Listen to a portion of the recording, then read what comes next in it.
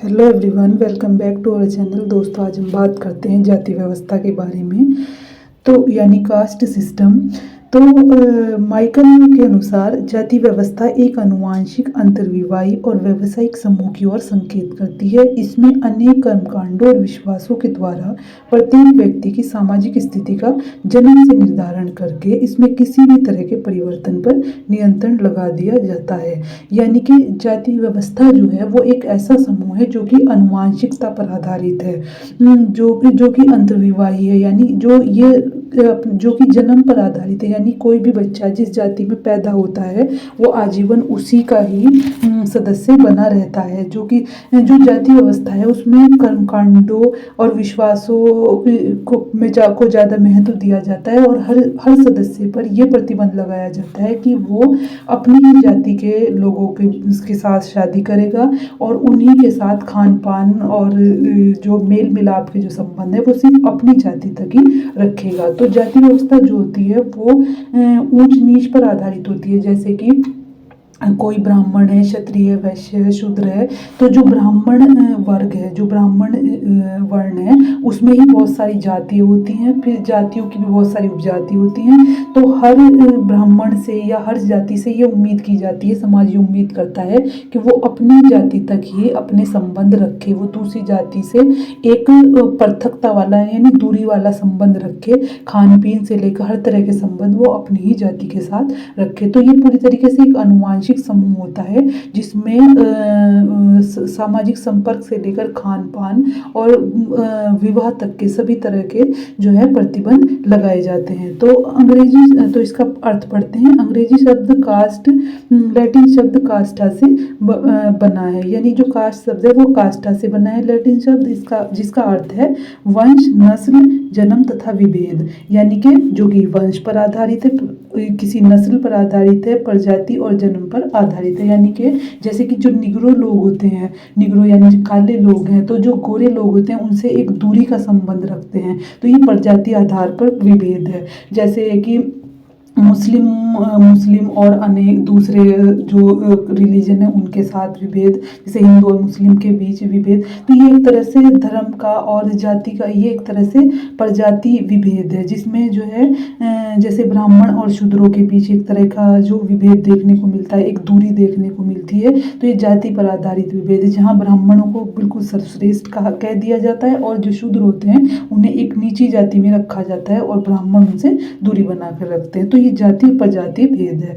तो इससे स्पष्ट होता है कि संसार के विभिन्न समाजों में जहाँ भी जन्म, वंश अथवा प्रजाति भेदभाव के आधार पर एक दूसरे से उच्च और निम्न समूह का निर्माण होता है, उसे हम जाति समूह कहते हैं। तो जाति व्यवस्था जो है एक ऊंचे नीचे समूह पर आधारित है, जिसमें कुछ जातियाँ बड़ी होती हैं और कुछ छोटी होती हैं। और बड़ी जातियाँ जो हैं छोटी जातियों से दूरी रखती हैं और वो जो खान पान से लेकर हर तरह के संबंध सिर्फ अपनी जातियों में ही रखती हैं। मजुमदार और मदान के अनुसार जाति एक बंद वर्ग है। बंद वर्ग का मतलब है कि जिसमें किसी भी तरह के चेंज के परिवर्तन के कोई भी चांस नहीं है कभी भी। चाहे कोई व्यक्ति कितना भी अपनी आर्थिक स्थिति सुधार ले, चाहे वो अपनी सामाजिक आर्थिक मतलब हर तरह की जो उसकी सिचुएशन चाहे वो उसे कितना भी सुधार ले, लेकिन वो अपनी जाति को नहीं बदल सकता। अब पढ़ते हैं जाति व्यवस्था की विशेषताओं के बारे में। तो जाति व्यवस्था की विशेषताओं में सबसे पहले नंबर पे आता है कि समाज का खंडात्मक विभाजन। जो जाति व्यवस्था है ये एक तरह से समाज का बहुत सारे खंडों में विभाजन है, जिसमें कुछ को जैसे ब्राह्मण, क्षत्रिय, वैश्य और शूद्र, ये 4 खंडों में विभाजन किया गया है और इनके अंदर भी बहुत सारी जातियाँ और उपजातियाँ हैं। और ये जो खंड हैं इनमें ऊंचता और नीचता के आधार पर एक ऊंच नीच पाया जाता है। तो ये इस तरह का विभाजन है जिसमें हर खंड के जो कर्तव्य हैं यानी उनकी जिम्मेदारियां हैं, उनके कर्मकांड है, जो भी हैं, सब उनकी जिम्मेदारी सब तरह के जो पहले से ही निर्धारित कर दिए गए हैं। तो समाज का खंडात्मक विभाजन इस तरीके से किया गया है। दूसरे नंबर पे आता है संस्तरण। संस्तरण का मतलब होता है ऊंच नीच के आधार पर विभाजन। तो जो ब्राह्मण जो ब्राह्मण हैं उन्हें सबसे ऊंचा दर्जा दिया गया है और जो शूद्र हैं उन्हें सबसे नीचा दर्जा दिया गया है। तो जो बीच जो है क्षत्रिय वैश्य वो बीच में आते हैं। तो ये एक तरह से इनका ऊंच नीच के आधार पर विभाजन है ऊपर से नीचे की तरफ। तो संस्तरण जो होता है ऊंच नीच के आधार पर, इसमें कुछ नियम बनाए जाते हैं कि जो ब्राह्मण हैं उन्हें उच्च जाति में रखा जाएगा और जो शूद्र हैं उन्हें नीची जाति में। तो इनके नियम, इन्हें जो रूल्स फॉलो करने हैं वो पहले से ही निर्धारित कर दिए गए हैं। तीसरे नंबर पे आती है अनुवांशिक सदस्यता। अनुवांशिक सदस्यता का मतलब होता है कि हर जाति यहाँ किसी न किसी वंश से, किसी न किसी समूह की या किसी वंश की सदस्य है। तो ये ऐसी सदस्यता है जो कि हमेशा बनी रहेगी। जैसे कि अगर कोई बच्चा ब्राह्मणों के घर में पैदा हुआ है तो वो हमेशा ब्राह्मण ही रहेगा, वो उसे अपनी जाति को चेंज करने का अधिकार नहीं है। तो जो जिस जाति में पैदा हुआ है वो उसका सदस्य है। तो यानी हर व्यक्ति यहाँ किसी ना किसी वंश का सदस्य है। चौथे नंबर पे आता है अंतर्विवाह। अंतर्विवाह का मतलब होता है कि जाति व्यवस्था जो है अपने सदस्यों पर एक रोक लगाती है, चाहे वो खान पान से जुड़ी हुई, चाहे वो विवाह से जुड़ी हुई। तो अंतर्विवाह का मतलब होता है कि हर जाति ये उम्मीद करती है अपने सदस्यों से कि वो अपनी ही जाति के अंदर विवाह करें, वो अपनी जाति से बाहर विवाह ना करें, क्योंकि वो इस चीज़ की अनुमति नहीं देती। तो अंतर्विवाह हर जाति को ये जो है अधिकार, ये हर जाति को ये कहा गया है कि वो सिर्फ अपनी ही जाति के अंदर विवाह करे और जो अपने संबंध है, चाहे वो किसी भी तरह के खान पान मेल मिलाप, को सिर्फ अपनी जाति तक ही सीमित रखे। पांचवें नंबर पे आता है पवित्रता और अपवित्रता की धारणा। हर जाति जो है कुछ नियमों के द्वारा कुछ नियमों पर काम कर रही है, जिसमें पवित्रता और पवित्रता के नियम भी हैं।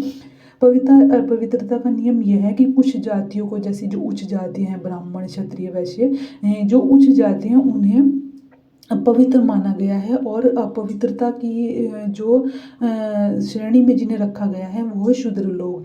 तो जिनके व्यवसाय पवित्र हैं, जैसे कि ब्राह्मण, उसका काम जो है अध्ययन करना और दूसरों को भी ज्ञान देना है। तो ब्राह्मणों को सबसे ज़्यादा पवित्र माना गया है और ये पवित्रता की जो बात है ये व्यवसाय के आधार पर निर्धारित की गई है। तो जिन लोगों के व्यवसाय पवित्र हैं यानी साफ सुथरे हैं उन्हें पवित्र जातियों में रखा गया है, और अपवित्रता में उन्हें रखा गया है जिनके व्यवसाय जो कि अपनी आजीविका गंदे कामों से, जिसे समाज गंदे मानता है, उनसे आजीविका अपनी उपार्जित कर रहे हैं। तो शूद्र जैसे कि मैला ढोने का काम करते हैं तो उन्हें अपवित्रता की श्रेणी में रखा गया है। तो हर जाति जो है इन नियमों को मानती है कि कौन पवित्र है और कौन अपवित्र। छठे नंबर पे आता है खान पान के प्रति। जैसा कि मैंने आपको पहले भी बताया कि ये जो जाति व्यवस्था है खान पान से लेकर हर तरह के प्रतिबंध लगाती है, चाहे वो विवाह का हो, चाहे वो खान पान का, चाहे मेल मिलाप का हो। हर जाति को ये कहा गया है कि वो सिर्फ अपने तक ही, अपनी जाति में ही अपने जो है संबंध रखे। खान पान को लेकर सिर्फ ये कहा गया है कि जो बड़ी जातियाँ ही वो आपस में अपने संबंध रख सकती है, पर शूद्रों के यहाँ खान पान पर, किसी भी तरह के खान पान पर हर जाति प्रतिबंध लगाती है, क्योंकि उन्हें सबसे ज़्यादा अपवित्र माना गया है। उनके यहाँ किसी भी तरह के खाने को उचित नहीं ठहराया गया है। सातवें नंबर पे आता है व्यावसायिक विभाजन। जाति व्यवस्था में पहले से ही व्यवसायों का विभाजन कर दिया गया है, यानी कि हर जाति का पहले से एक निश्चित व्यवसाय है और हर व्यक्ति अपनी जाति के अनुसार ही उस व्यवसाय को धारण करता है। तो पहले, हालांकि अभी इस तरह की जो सोच है वो बदल रही है, लेकिन जो पुराने समाज थे उनमें ऐसा माना जाता था कि जो जाति पंचायतें थी वो अपने सदस्यों को, अगर वो दूसरी जाति के व्यवसाय को अपनाते थे तो वो उन्हें दंड देती थी, उसे उन्हें पनिशमेंट देती थी कि अगर वो दूसरी जाति के व्यवसाय को अपना रहा है।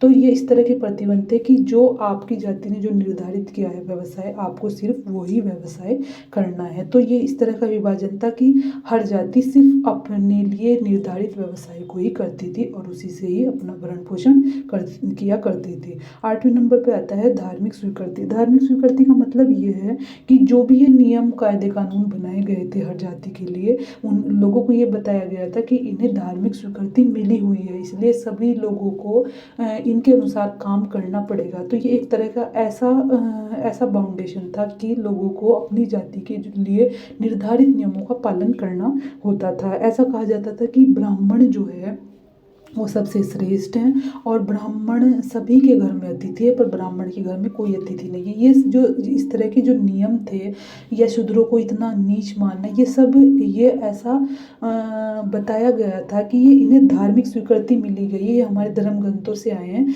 तो ऐसी इसी वजह से लोग इन पर जो है इन्हें मानते थे और इनका पालन किया करते थे। तो ये थे जाति व्यवस्था की विशेषताओं के बारे में। आई होप आपको ये समझ आ गए होंगे। तो वीडियो देखने के लिए आपका बहुत बहुत धन्यवाद।